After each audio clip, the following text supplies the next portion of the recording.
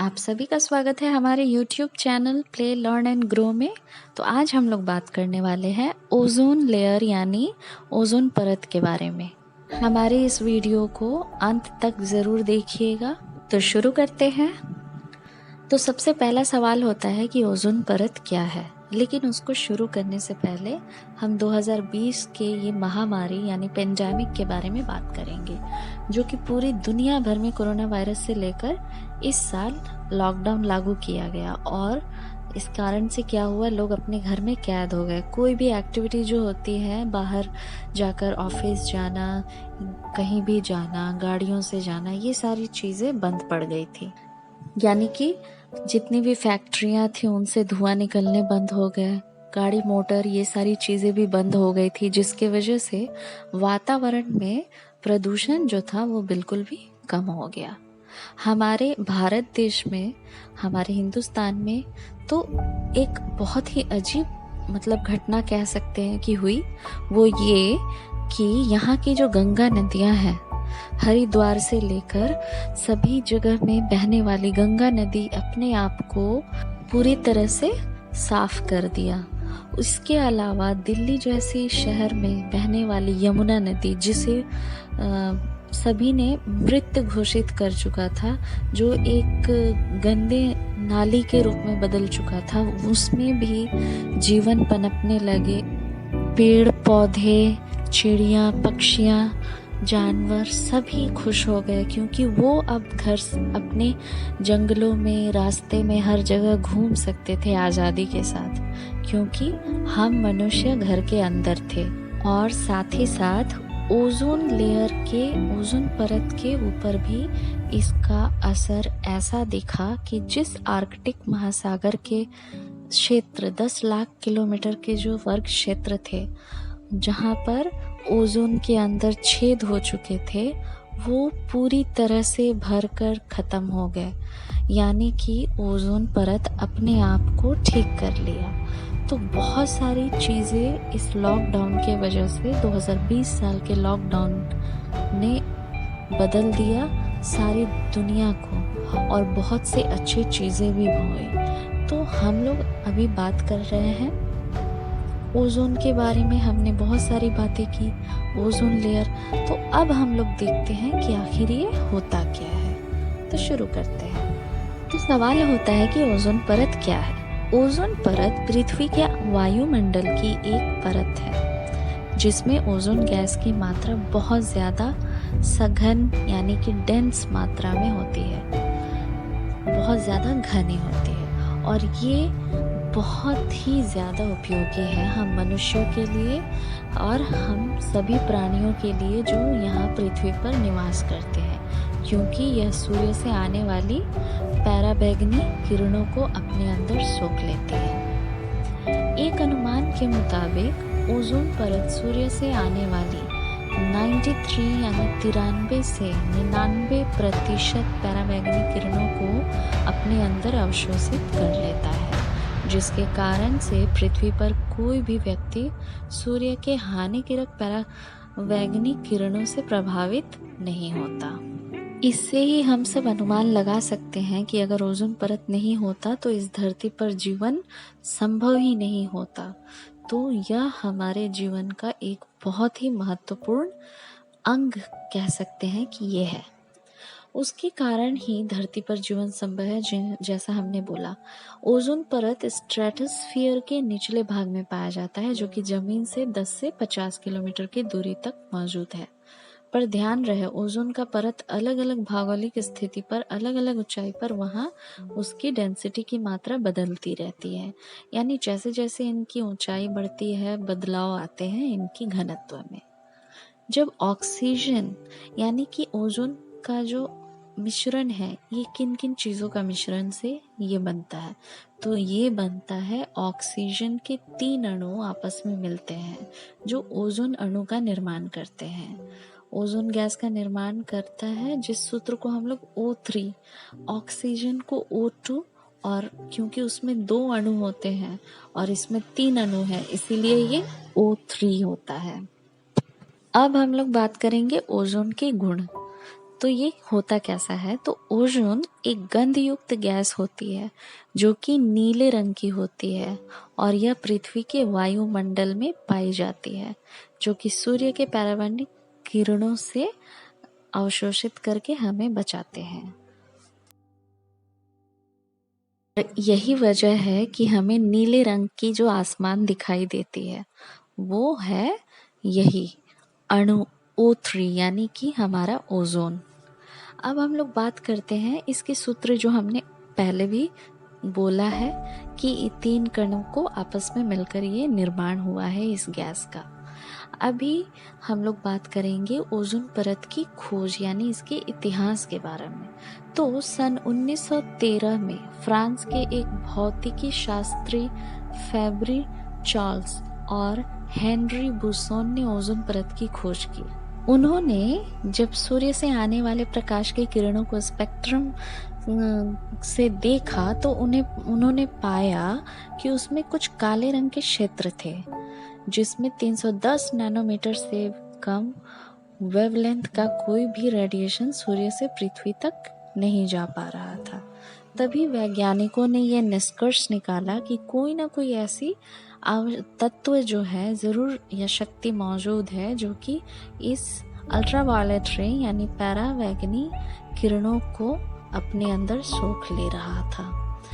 तभी वैज्ञानिकों ने इसका अध्ययन करना शुरू किया और उन्होंने पाया कि ये जो स्पेक्ट्रम में उन्होंने जो काले क्षेत्र देखे थे वो काला क्षेत्र ही वह आवश्यक शक्ति थी या तत्व थी जो पराबैंगनी किरणों को अपने अंदर अवशोषित कर रहा था, जिसका नाम हमने बताया ओजोन जिसे कहते हैं।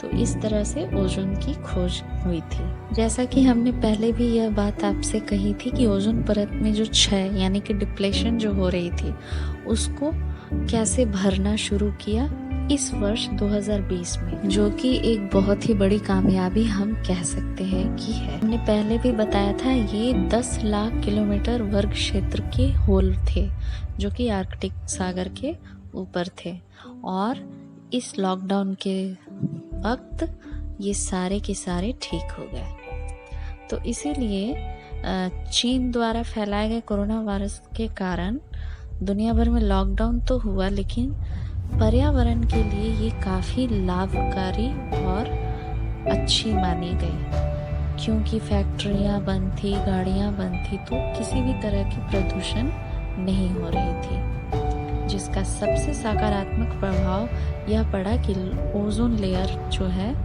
जो कि बहुत ही बड़े क्षेत्र में 10 लाख किलोमीटर वर्ग क्षेत्र में जो छेद हो चुकी थी वो वापस से पूरी तरह से ठीक हो गई। ये बहुत ही आवश्यक और ज़रूरी चीज़ है। तो ओजोन डिप्लेशन क्या है, यानी ओजोन का घटना, कम होना, ये क्या है? ओजोन परत की कमी स्ट्रेटोस्फीयर में ओजोन की मात्रा को कम करने की है, प्रदूषण के विपरीत, जिसके कई प्रकार और कारण हैं। ओजोन रिक्तीकरण को एक प्रमुख मानव गतिविधि के नीचे रखा गया है, यानी कि ये जो रिक्तीकरण यानी पूर्ति, भरने का काम। तो ओजोन प्रदूषण क्या है और स्वास्थ्य को कैसे प्रभावित करता है, इसके बारे में हम लोग अभी बात करते हैं। वायु में प्रदूषण के कारण हवा इतनी दूषित हो गई है कि सांस लेना भी मुश्किल हो गया है। गाड़ियां, कारखानों से जो धुआं निकल रहा है हवा में जहर घोल रहा है। इसके कारण वायु प्रदूषण बढ़ रहा है। सिर्फ वायु प्रदूषण ही नहीं बल्कि जल प्रदूषण, ध्वनि प्रदूषण भी बढ़ा है। ध्वनि प्रदूषण जो हम गाड़ियां या फैक्ट्रियां चलाते हैं तो उससे निकलने वाले फैक्ट्रियों में मशीनों की जो आवाज़ होती है और गाड़ियों में इंजन मशीन की आवाज़ होती है, तो इस तरह से सारी तरह की परेशानियां होती है। तो पृथ्वी के वायुमंडल समतापमंडल में ओजोन की एक परत है। इसे हल्के नीले रंग की गैस होती है। इसकी परत का सामान्यतः धरातल से 10 किलोमीटर से 50 किलोमीटर की बीच की पाई जाती है। तो ओजोन ऑक्सीजन के 3 परमाणुओं से मिलकर बना है, O3 भी कहते हैं, जो हमने पहले भी इस बात को कहा है। तो यह प्रतिक्रिया बहुत प्रतिक्रियाशील गैस है, यानी कि ये बहुत एक्टिव गैस है। इसकी सही मात्रा मौसम को भी प्रभावित करती है। यह पृथ्वी पर विभिन्न स्थानों में अलग अलग जगह पर अलग अलग पाई जाती है। ये खुद को उसी हिसाब से ढालती है। फिर स्वाभाविक रूप से यह आणविक ऑक्सीजन यानी O2 के साथ सौर पैराबीन यानी कि अल्ट्रावायलेट रे को विकिरण के क्रियाओं के माध्यम से बनती है। यानी जब सूर्य की किरणें वायुमंडल से ऊपरी सतह पर ऑक्सीजन से टकराती है तो उच्च ऊर्जा विकिरण से इसका कुछ हिस्सा ओजोन में परिवर्तित हो जाता है। क्या आप जानते हैं कि यह गैस सूर्य से निकलने वाले अल्ट्रावायलेट किरणों के एक अच्छे फिल्टर का काम करता है और साथ ही साथ विद्युत विकास क्रिया यानी कि इलेक्ट्रिसिटी वाली कोई जो हमारे यहाँ पे मनुष्य द्वारा की जाती है, बादल, आकाशीय विद्युत यानी कि बादल और आकाश में जो गर्जन होती है उसमें जो बिजली कड़कती है, एवं मोटर के विद्युत मतलब मोटर यानी गाड़ियों की जो विद्युत स्पार्क यानी चिंगारी, इन सभी से भी ओजोन लेयर का जो है ओजोन परत का निर्माण होता है। ऑक्सीजन के साथ जब ये विद्युत शक्तियाँ मिलती हैं तो ओजोन में बदल जाती है। ये तो हम सभी जानते हैं कि हमें ओजोन लेयर जो है यूवी से बचाती है, प्रोटेक्शन करती है, लेकिन यह भी सच बात है, एक और बात है कि ये खतरनाक होती है, प्रदूषण का कारण भी बनती है, इसलिए इसे एक प्रमुख वायु प्रदूषक भी माना जाता है। तो देखते हैं कि क्या क्या चीज़ें होती है इससे, और साथ ही साथ ओजोन के प्रकार भी देखते हैं। तो ओजोन पृथ्वी के ऊपरी वायुमंडल और ज़मीनी स्तर पर दोनों जगह होती है, पर यह कहाँ पाई जाती है इस आधार पर ओजोन अच्छी या बुरी हो सकती है। तो देखते हैं, सबसे पहले है गुड ओजोन यानी अच्छी ओजोन। तो पृथ्वी के ऊपरी वायुमंडल में स्वाभाविक रूप से होती है और इसे स्ट्रेटोस्फेरिक ओजोन भी कहा जाता है। यहाँ पर हमारे लिए सुरक्षात्मक ढाल का काम करती है और हमें हानिकारक यूवी रेज यानी विकिरण से बचाकर विभिन्न मानव निर्मित रसायनों के कारण यह आंशिक रूप से नष्ट हो रही है और ओजोन में छेद हो गया है, जो कि 2020 में बहुत ही अच्छी तरह से वापस से भर चुके हैं। यानी कि ये जो है अच्छी वाली ओजोन की परत, ये हमें यूवी रेज से प्रोटेक्ट करती है। अब हम लोग बात करेंगे बैड ओजोन के बारे में। बैड यानी हानिकारक। तो हानिकारक ओजोन क्या होता है? ये पृथ्वी के ऊपर पाए जाने वाले यानी कि हम जहाँ रहते हैं सतह पर, उस जमीनी स्तर पर पाई जाने वाली गैस है जो सीधे हवा में उत्सर्जित नहीं होती है, यानी ये मिक्स नहीं होती है, खत्म नहीं होता है, और इसे ट्रोपोस्फेरिक ओजोन के रूप में जाना जाता है। यह नाइट्रोजन ऑक्साइड और अस्थिर कार्बनिक यौगिक की रासायनिक प्रतिक्रिया द्वारा उत्पन्न होती है। और ऐसा कब होता है? ऐसा तब होता है जब प्रदूषण कार यानी कि जो गाड़ियाँ होती है, विद्युत संचालक या संयंत्र यानी कि इलेक्ट्रिसिटी से जो चीज़ें चलती है, औद्योगिक बॉयलर यानी कि जो फैक्ट्रीज में यूज़ होने वाली मशीनें होती हैं और वहाँ से जो रासायनिक धुआं निकलता है जो सूर्य की रोशनी में उपस्थिति की प्रतिक्रिया करता है, यानी सूर्य के रोशनी के साथ ये प्रतिक्रिया करता है, केमिकल रिएक्शंस होते हैं और फिर इसका निर्माण होता है, यानी बैड ओजोन का निर्माण होता है। ये जितने भी रासायनिक धुआं होती है केमिकल वाली जो कि प्रदूषित करती है वायु को भी, और साथ ही साथ हम अपने ही जीवन भविष्य में आने वाले जो पीढ़ी है उन सभी को हम खतरे में डालते हैं। जैसा कि पहले भी हमने बताया था कि सन 1982 में ऐसा देखा गया था कि ओजोन परत में 50% तक छेद विकसित हो गया था। प्रत्येक वसंत ऋतु के दौरान देखे जाने पर यह छेद जो है मौजूद रहता था। उसके बाद निम्बस 7 एक उपग्रह यानी कि सैटेलाइट के द्वारा उन्होंने 1985 में इस सिद्धांत की पुष्टि भी की थी और ओजोन की परत इस जगह पर काफी पतली हो गई थी। तब से ओजोन मैपिंग स्पेक्ट्रोमीटर उपग्रह द्वारा 24 घंटे निगरानी की जा रही। तो गैसीय पदार्थों की उपस्थिति को विशेष रूप से ओजोन परत में छेद का जिम्मेदार माना जा रहा है, जैसे कि CFC यानी क्लोरोफ्लोरोकार्बन कई कारणों से अंतरिक्ष में प्रवेश कर जाते हैं और ओजोन परत में विलीन होकर उसे प्रभावित करते हैं।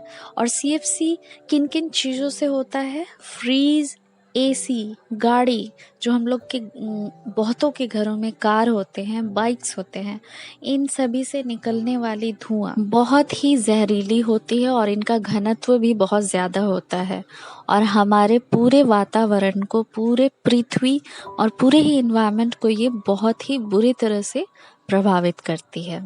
इसके अलावा शहरी क्षेत्रों में गर्म धूप वाले दिनों में ओजोन अस्वास्थ्यकर स्तर तक पहुंच जाती है और ठंड के मौसम के दौरान भी यह उच्च स्तर तक पहुंच सकती है। अब हमें सोचने वाली बात यह है कि ग्रामीण इलाकों में यानी कि ग्रामीण जो क्षेत्र है वहां पर ओजोन पहुंचती है या नहीं? हाँ, ग्रामीण इलाकों में भी जमीनी स्तर पर ओजोन हवा के जरिए पहुंच सकती है और उच्च ओजोन के स्तर का अनुभव भी किया जा सकता है। अब हम लोग एक और सवाल हमारे मन में आती है कि आखिर ओजोन आती कहाँ से है? तो इसका जवाब है वायुमंडल में ozone smoke stacks, tail pipes आदि से बाहर निकलने वाले गैसों से विकसित होती है। अब ये स्मोक स्टैक्स क्या है? चिमनी, जिसको हम लोग हिंदी में बोलते हैं, और टेल पाइप्स जितने भी पोल के जैसे बने हुए फैक्ट्री वगैरह में आप देखेंगे जहाँ से धुआं को बाहर निकाले जाते हैं।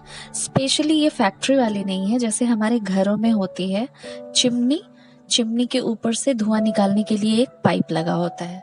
तो इस तरह की चीजों से जो धुआं निकलती है और इसी धुएं या गैस से विकसित होती है, प्रतिक्रिया होती है। किसके संपर्क में आने से? जैसे हमने पहले भी कहा था, सूर्य के रोशनी के संपर्क में आती है और उनमें प्रतिक्रिया होती है जिससे ये ओजोन में बदल जाते हैं और इनका रंग कैसा होता है? हल्के नीले रंग की होती है। और जब नाइट्रस ऑक्साइड और हाइड्रोकार्बन यानी VOC सूर्य की किरणों के साथ प्रतिक्रिया करते हैं तो ओजोन बनती है। बिजली संयंत्रों, मोटर वाहनों और अन्य उच्च गर्मी दहन स्रोतों से, यानी जितने भी हाई इलेक्ट्रिसिटी रिलीज करते हैं, गर्मी पैदा करते हैं, उससे उत्सर्जित होता है NOx जो उत्सर्जित होता है। और दूसरी तरफ VOC मोटर वाहनों, रासायनिक संयंत्रों, रिफाइनरी, कारखाने, पेंट इत्यादि से निकलती है। मोटर वाहनों से जो कार्बन मोनोऑक्साइड उत्सर्जित होती है, इसके अलावा हवाएं ओजोन को जहां से शुरू हुई यहाँ तक कि अंतर्राष्ट्रीय स्तर पर और महासागरों तक भी ले जा सकती है। कार्बन मोनोऑक्साइड जो ऑटोमोबाइल से उत्सर्जित होती है, कारखानों से निकलने वाला धुआं, डीजल इंजन, पेट्रोल आदि से निकलने वाले अपशिष्ट यानी कि जो वेस्ट होते हैं, ज्वालामुखी विस्फोट और जंगल की आग इत्यादि, इन्हीं सब के कारण पृथ्वी का तापमान लगातार बढ़ता जा रहा है। सन 1996 में CFC यानी क्लोरोफ्लोरोकार्बन पर प्रतिबंध लगाने के बावजूद भी प्रत्येक वर्ष इस क्षेत्र में लगातार वृद्धि हो रही है। तापमान के बढ़ने से ध्रुवीय बर्फ पिघल रही है, जिस कारण कुछ द्वीपों में बाढ़ भी आती रहती है। तो यहाँ पर CFC के कारण हमने आपको बताए थे कि ये जितने भी air condition, fridge, microwave oven, इस तरह की चीज़ें जो है CFC के लिए जिम्मेदार है। तो इसका लगातार वृद्धि हो रहा है, उपयोग हो रहा है और इसके वजह से इसमें से निकलने वाले गैस के कारण ही हमारे देश का जो तापमान है, हमारे पूरे विश्व का जो है, पृथ्वी का तापमान बढ़ रहा है और उत्तरी दक्षिणी ध्रुव की बर्फ भी पिघल रहे हैं। इसके अलावा और भी तापमान बढ़ने के कारण है, जैसे कि मनुष्यों द्वारा उत्तरी और दक्षिणी ध्रुव में किए जाने वाले बहुत प्रकार के खेल, जिसमें क्या होता है कि वहाँ की तापमान बर्फ के ऊपर जब घिसते हैं, वहाँ पे बहुत तरह की रेसिंग, स्कीइंग इस तरह की चीज़ें होती है। तो इस तरह की एक्टिविटी की वजह से हमारे पृथ्वी का तापमान जो है बढ़ते जा रहा है। तो अगर देखा जाए तो मनुष्य ही इन सभी चीज़ों के विनाश के जिम्मेदार है। अब बात करते हैं कि ओजोन प्रदूषण से किसको खतरा है। तो इसमें आते हैं जिनको अस्थमा, क्रॉनिक जो फेफड़े वाली संबंधित बीमारी होती है, इन सब से पीड़ित लोगों को सबसे ज़्यादा खतरा है। इसके अलावा जो बाहर काम करने वाले श्रमिक हैं, बच्चे, वृद्ध, वयस्क आदि सब शामिल है। महिलाओं सहित अन्य समूह जैसे मोटापे से ग्रस्त, जिनको मोटापे की शिकार होते हैं, कम आय वाले लोगों को जहां पर ओजोन का अधिक जोखिम भरा सामना करना पड़ सकता है। कुछ आनुवांशिक विशेषताएं जैसे कि विटामिन्स की कमी, विटामिन सी, ई की कमी जो कि जेनेटिक्स से मिलते हैं, कुपोषित जिसे कहते हैं, उन सभी को इन सब चीज़ों से बहुत ज़्यादा खतरा है। तो ओजोन प्रदूषण की वजह से स्वास्थ्य और पर्यावरण पर क्या क्या प्रभाव पड़ते हैं देखते हैं। सबसे पहला, जैसे हमने पहले भी बोला, श्वास लेते वक्त ओजोन के अंदर जाने से क्या होता है, छाती में दर्द, खांसी, गले में जलन और श्वास की नली में सूजन आदि हो सकती है। फेफड़ों के काम करने में कमी आ सकती है। तो ये बहुत बड़ी और गंभीर समस्या है। हमारे ओजोन की कमी के वजह से ये सारी चीज़ें होती है। और भी चीज़ें हैं जैसे कि ओजोन से ब्रोंकाइटिस, एम्फीसेमा, अस्थमा इत्यादि को और ज़्यादा खतरे में डाल सकता है। इसके अलावा श्वसन संक्रमण और फेफड़ों में सूजन, COPD के लिए संवेदनशीलता जोखिम को बढ़ाता है, यानी खतरा को बढ़ाता है। इसके अलावा श्वास के जरिए ओजोन शरीर में जाने से क्या हो सकता है, जीवन की आयु कम हो सकती है, यानी लाइफ स्पैन कम हो सकती है और समय से पहले मृत्यु भी हो सकती है। ओजोन के कारण कार्डियोवैस्कुलर बीमारी भी हो सकती है जो दिल को प्रभावित कर सकती है। इसके अलावा हवा में मौजूद वायु प्रदूषक फेफड़ों को ओजोन के प्रति अधिक प्रतिक्रियाशील यानी एक्टिव बनाते हैं, और जब आप सांस लेते हैं या कोई भी इससे प्रभावित पीड़िता अगर श्वास लेते हैं तो ओजोन आपके शरीर को क्या करते हैं, अन्य प्रदूषकों के प्रति जवाब देने के लिए बढ़ा देती है। उदाहरण के लिए 2009 वर्ष में प्रकाशित एक अध्ययन में पाया गया कि ओजोन और PM 2.5 के स्तर उच्च होने पर बच्चों को बुखार और श्वसन एलर्जी से पीड़ित होने की संभावना अधिक हो जाती है। तो यह एक बहुत ही डरावना सच है जिसे हमें, अगर हम चाहे तो इसे बदल सकते हैं। और भी बहुत सारी चीजें हैं, देखते हैं वो क्या है। लक्षण गायब होने पर भी फेफड़ों को नुकसान पहुंचाना जारी रखती है ये ओजोन गैस। तो सोचिए ये कितनी ही डरावनी चीजें हैं। ओजोन वनों, पार्कों, वन्य जीवन इत्यादि सहित वनस्पति और पारिस्थितिक तंत्र को नुकसान पहुंचाती है। इन सभी बातों को जानने के बाद एक बात तो साफ है कि यदि ओजोन परत नहीं होती तो हमारे ग्रह पृथ्वी पर रहने वाले हर जीव का स्वास्थ्य खतरे में होता, क्योंकि ये सूर्य से आने वाले यूवी रेज यानी पराबैंगनी प्रकाश को हम तक पहुंचने से रोकती है। परंतु ओजोन में छेद होने के कारण बीमारियों के होने का खतरा काफी बढ़ रहा है, जैसे सांस की बीमारी, ब्लड प्रेशर की परेशानी, मोतियाबिंद में विकास, त्वचा के कैंसर इत्यादि।